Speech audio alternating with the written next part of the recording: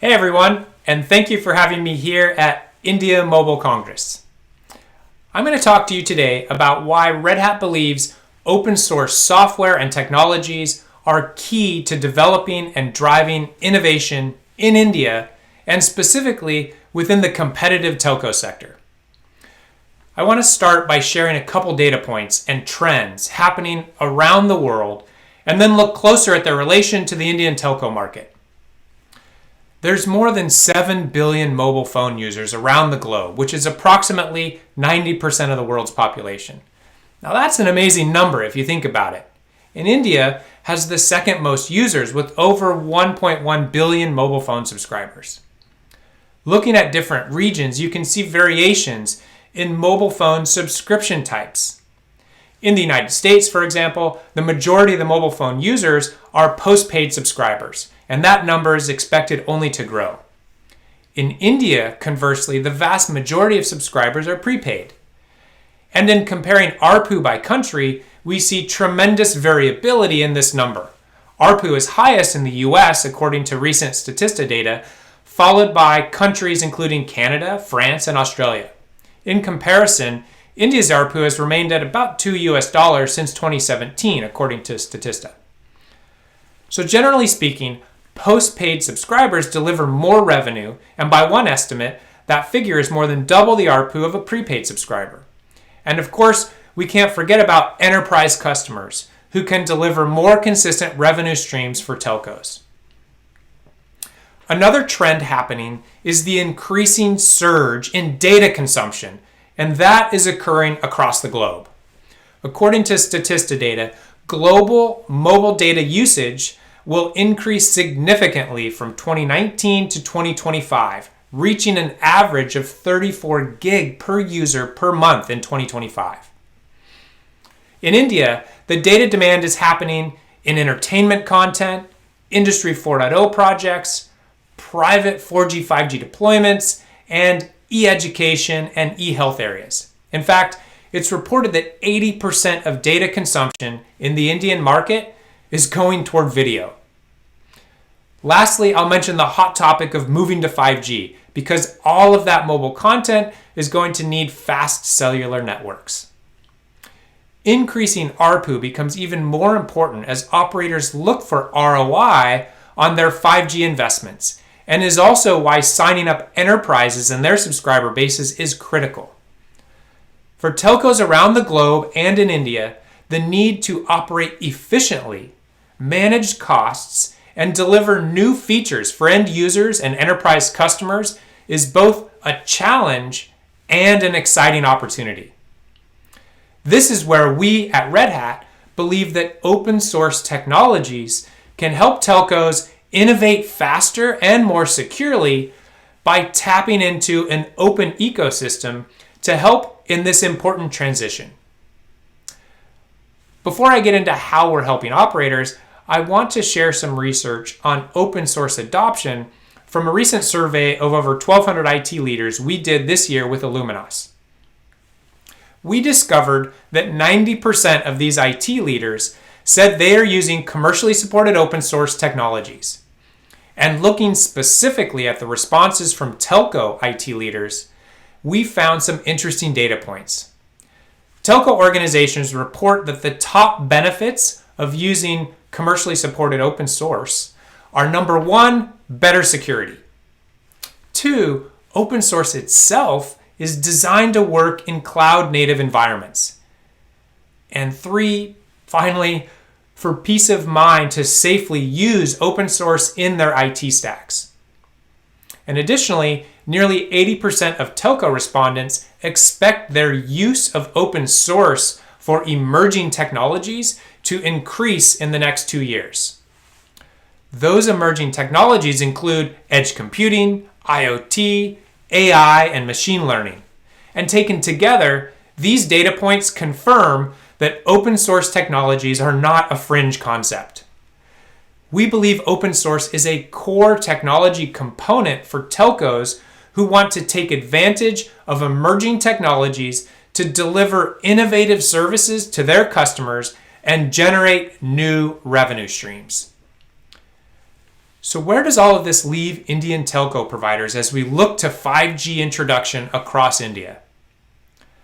Well, Red Hat is involved in multiple 5G deployments around the world, some of which are already in production.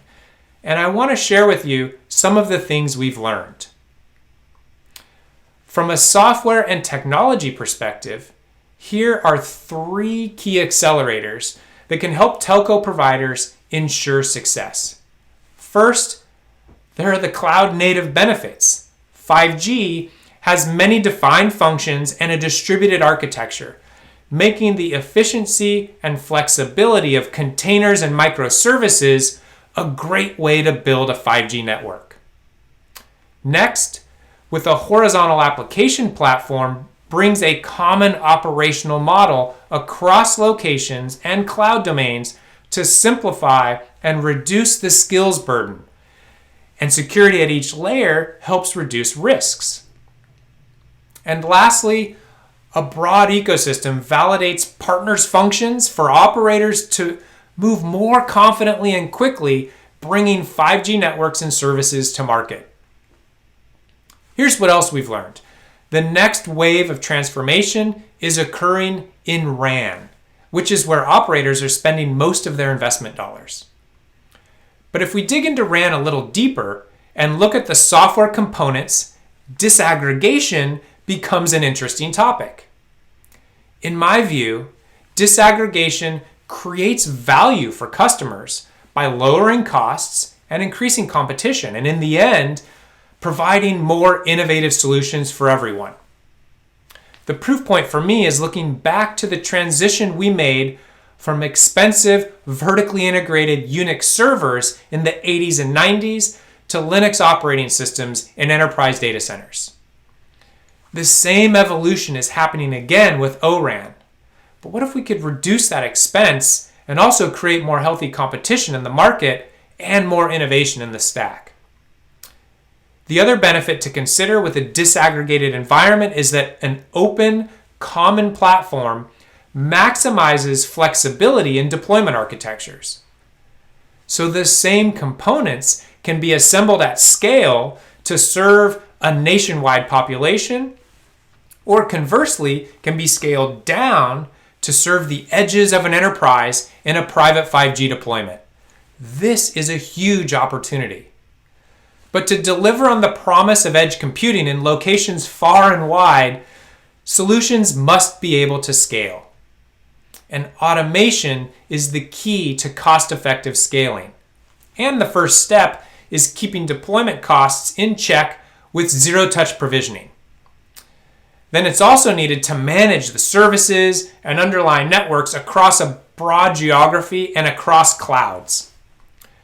With our partners, we're using our OpenShift and Ansible automation platforms to focus on zero-touch provisioning for RAN solutions that simplify server creation, hardware acceleration, and partner-driven RAN functions to deliver 5G experiences to customers.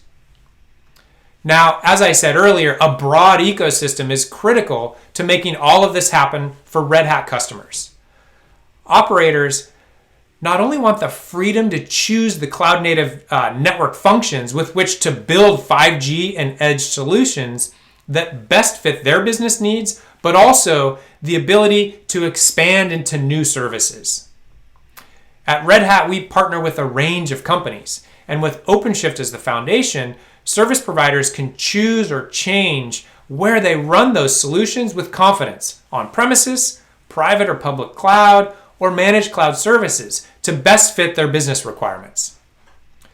The promise of 5G is exciting, but it's expensive to pay for everything that's needed to build out the technology infrastructure.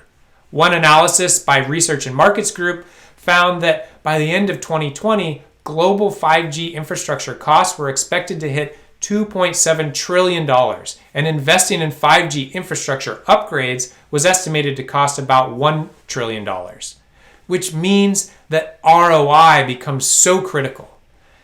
And that will be especially challenging in India, where a lower ARPU is driven by a large percentage of prepaid subscribers. To make this work, it's going to require creating and offering new services for customers and dreaming up new business models. For example, private 5G is one area with opportunities for new revenue streams for service providers. These include things like industrial automation on the factory floor, in manufacturing, and with predictive maintenance. Always on monitoring of patients to provide better healthcare, smart agriculture, and entertainment services in venues and stadiums, just to name a few. I had mentioned the surging demand for video content, and we see similar opportunities with immersive reality, AR and VR, all of which require edge-based solutions that can increase operators' revenue by selling new services to customers.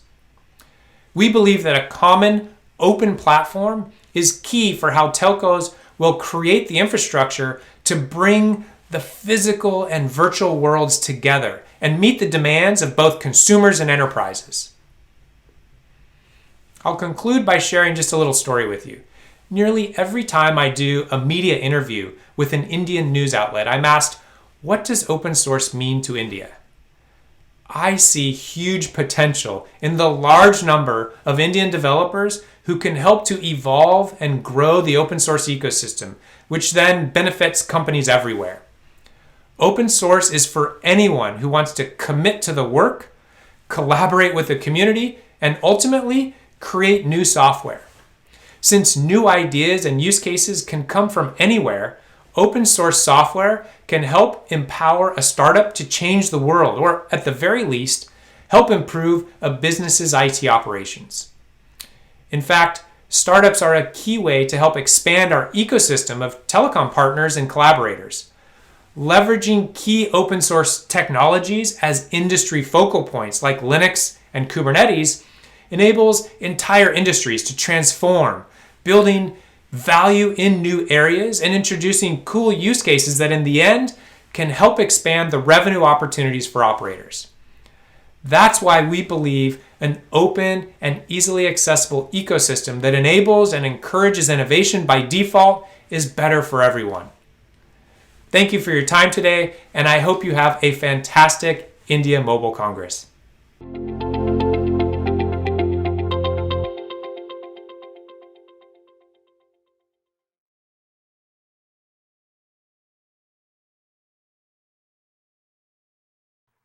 Okay, so welcome everyone to this session on open source as a change agent to drive innovation within the telecommunication sector. My name is Bharat Chadha, and I will be your host for the next few minutes on this fireside chat with Rajesh from STL Access Solutions. As a quick introduction about myself, I'm a partner with KPMG in India. I lead digital solutions focused on governance, risk, and compliance. And I also lead our low-code, no-code solutions focused on different technology platforms such as ServiceNow. I will request Rajesh to do a quick round of introduction about himself, and then we'll get on to the matter in hand. Rajesh, over to you. Sure. Thanks, Bharat. First off, I'd like to thank IMC for hosting the session and for the opportunity. It's great to be with you, Bharat. Just a bit of background. I sort of lead the technology and product function for the Access Solutions business at STL. The Access Solutions business is entirely focused open networking based solutions, both for fixed and for wireless last mile access. So this topic is quite relevant to our efforts to bring open networking based solutions to the industry. And looking forward to this conversation. My prior experience has been with various telcos in the US. Moved back to STL about 3 years ago.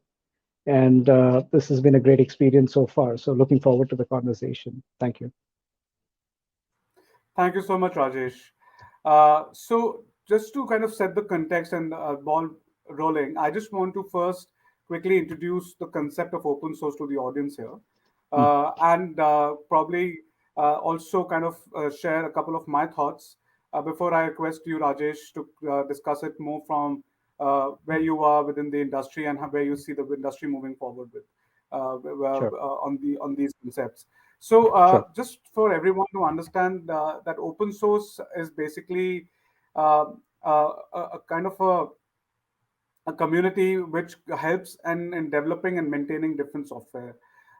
It is extremely critical in terms of, in my opinion, driving innovation, because if in case innovators are looking at quick and dirty solutions to be developed, they can actually rely on open source technologies to help them do this very, very quickly. If there are technology professionals out there who are looking at a community-based support on developing very, very differentiated solutions or use cases, working on those kind of use cases, they can find the community which supports the open source very, very helpful in terms of building the product grounds up. There are communities which are available on GitHub. There are communities which are available across, extremely mature in their own way, which support the entire journey of open source technologies with the intent of democratizing the access and availability of such technologies.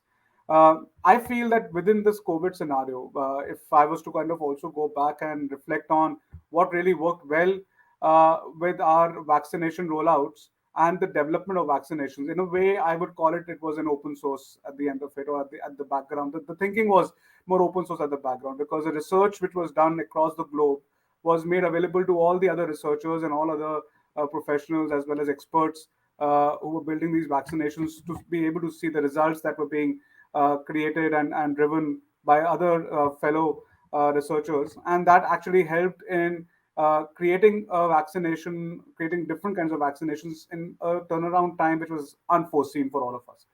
So the entire thought process behind open source, behind community, behind collaboration is extremely critical for the future and for our future innovations. I think it is important for us to realize that as we are moving into a uh, social based ecosystem, or as our industry or as our economy is getting revolutionized by social itself, I in my opinion, open source technologies are sitting exactly at the right place, at the right time to actually help us move forward at the pace that is being envisaged. Now, the pace as well as the kind of quality of products or solutions that open source technologies support, in my opinion, is extremely high to that extent. And I would then also request Rajesh now to kind of speak a little bit about his experiences. So we'll start with Rajesh, requesting you to talk about the past and the present, about where you've seen the utilization of open source in your experience, specifically as a change agent to innovation within the telecommunication sector. It would be great to hear some examples from you. And then we will pause and move to the other topic about the future itself. So Rajesh, over to you. Yeah, sure. Thanks, Bharat. No, in fact, I think you said it pretty well. Open source brings democratization. It allows people to follow a certain template or a framework to develop something further, and it just drives innovation at a much faster pace than otherwise. So, if you look at where the telecom industry has evolved, in fact, open source has been somewhat adopted in the IT field and also in the computer industry much earlier than telecom. Telecom is perhaps more recent, maybe in the last maybe 8 to 10 years is when really open source has started to drive some of the innovation in the telecom field. And we've actually benefited from it, right? We've actually looked at some of the open source offerings from, say, ONF, Open Networking Foundation, ONAP. We looked at Linux Foundation. And we've tapped into this ecosystem to really start developing products that drive, not just disaggregation and virtualization, but also openness in terms of how these network elements sort of work or interplay. Right, removing the dependencies of hardware and software, removing the dependencies between the two network elements in the architecture. And so I'll actually go one step further in stating that for open source solutions to be successful, there still has to be somewhat of a framework to define how these solutions interplay with each other in the network. And that is where some of the standardization comes into play. And you'll see that there's a lot going on right now in the telecom network, in the telecom industry as a whole, in driving some of that standardization for openness. And that's exactly the space that we are in right now. Thanks, Rajesh. So, I have a question with respect to open source technology, the adoption of open source technologies. What do you feel are the topmost impediments in Mm. adoption of such technologies? And do you feel that there are other options available right now to the developer community which they can actually leverage? And if not, then why and what is stopping the developer community to really go full guns blazing on this? Yeah, sure. So, I mean, I'll take an example of our programmable FTTX solution. And what that is an entirely virtualized stack that disaggregates the hardware OLT and the ONT from the software. So, and we actually leveraged the software-enabled broadband access, the SABA, open source from ONF. Now, if we take just the SABA offering, which was a community developed offering, it wouldn't meet all of the requirements for features, functionality, maturity, and curation, correct? So we had to take that as a building block and then build upon it a much more robust set of features and capabilities. But what it allowed us to do, it gave us a starting point. We didn't have to do it from scratch. It gave us a platform to start building the software package on top of it, and also curate and mature it to the extent that now we are actually in customer environments, testing and validating it even further and maturing it even further. So the adoption of that, it's a clear example of how open source communities can actually drive innovation and allow companies like us. We're not very unique in this position. I mean, with this openness, there's a lot of innovation happening. There are a lot of startups and other entities driving this development at a much faster rate than previously that we've experienced. So, and one other aspect, Bharat, is that with 5G, it is not just about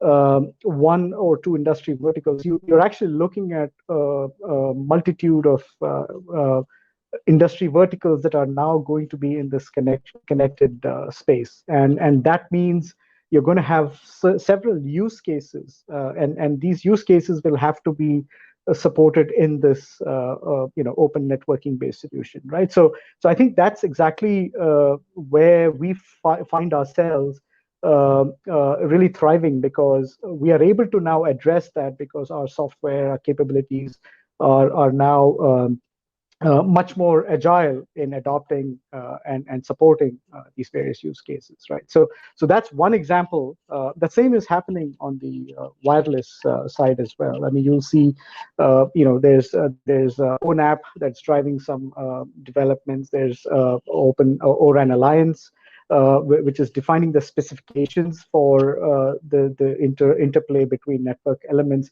These are all very critical elements that will drive the adoption of open source based solutions. So open source as is perhaps not mature and curated enough for maybe a commercial, scalable platform, but certainly it provides maybe the platform and the building block to get started, and it allows entities such as ourselves a much better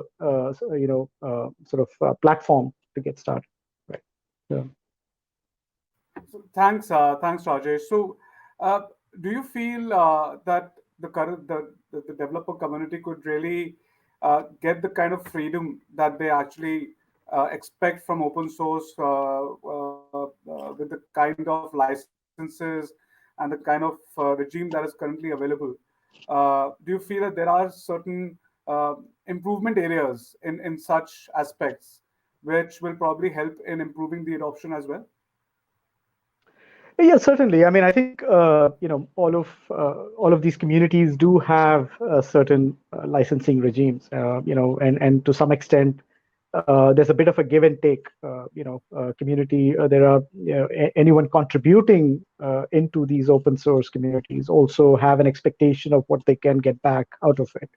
Ultimately, these are all companies that are looking to run it as a business, right? So, but at the same time, what this allows is the diversity of inputs, diversity of capabilities that are built into the open source platform, and that and the exchange of ideas. In fact, our own developers, development teams are constantly in communication with the global pool of technologists, and that would normally not be possible if we were simply doing a very proprietary solution, because obviously we won't be talking to everyone in the world, right? So we're learning as much as we're contributing, and that exchange and dynamic exchange of information, knowledge sharing, is what is driving the pace of development and innovation, perhaps unprecedented previously. So, and how we use that open source information or the code or what's available is up to us, and how we create products out of it or solutions out of it is up to us. That's the innovation that we have. But ultimately, how the larger ecosystem benefits from having access to that information, and ultimately it's the operator community and the end user consumers that benefit, because all of this innovation gets pushed into some sort of a service or application that the end consumer gets to use, right? Whether it's on the fixed last mile access or in the wireless space. So overall, I think the industry has evolved. If you just look back, Open RAN or ORAN was just a concept 5 years ago, but how fast it has moved is only because of the community-based, innovation and exchange of information and ideas. Rajesh, I think we are nearing the end of our fireside chat. I think this has been extremely engaging. Sure. I feel it's quite heartening to see that a global organization such as yours, Access Solutions, has adopted the thought process towards open source in the manner that some of our global conglomerates like Google, Facebook has. And I feel that, like you mentioned and gave so many examples, that by creating some of these innovations as open source, it's only going to kind of further improve these innovations and also speed up these innovations, which has also been the kind of unprecedented over the last 2 years, and in the future it will remain so. I also hear from you that while these are certain things that actually make the business case quite relevant for the adoption of open source, but developers need to kind of ensure that they kind of look at it in a very, very unbiased manner, because there is obviously the corporate sponsorship which is at the heart of it. We need to make sure that the kind of products and the solutions that we're developing ultimately are user centric, and the customers or the users finally are going to be gaining it in a manner that finally should be able to automatically ensure that there is sponsorship of open source technologies in the heart of the architecture of such solutions. I also hear from you that yes, there will be certain challenges because the licensing regime and such has to be sorted out in the right manner. Developers need to understand these licensing regimes which are available for the existing open source in the right manner, so that they can, when they use them, they are also able to kind of evolve as well as leverage the best of the community. And finally, to the point that I made earlier, it's all about democratization at the end of the day of the innovations in the telecommunication sector, because as 5G is coming through, there has been an unprecedented reliance or adoption of different kind of telecommunication technologies, if I can call them that. There's a huge amount of thrust towards Indian developed technologies, etc. And I think open source technologies and open source solutions would really help in pushing that agenda forward. Rajesh, these are my key takeaways, and I hope the audience of this particular fireside chat also found this conversation, sorry, as engaging as I did. And I would thank IMC. I would thank you. I would thank Sure. also the visitors and the viewers for sparing the time. Any last thoughts or last comments from you, Rajesh? Otherwise, we can probably close this.